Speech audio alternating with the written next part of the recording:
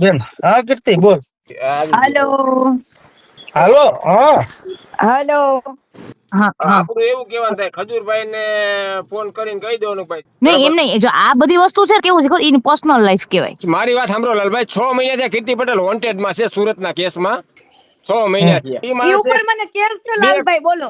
2 કરોડની હમ ખંડણી એની વાત માંગી એનો સાચી. કેસ કર્યો.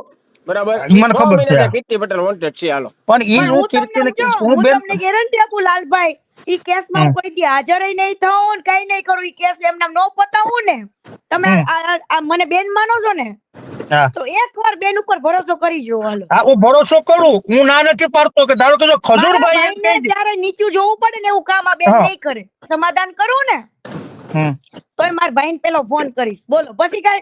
હા બરાબર 100% ની વાત છે. હા હે લાલભાઈ, સમાધાન કરે ને કીર્તિ પટેલ, રેકોર્ડિંગ નહીં કરો બેન મારા ભલે ભાઈ, મને સમાધાન કરવું ને.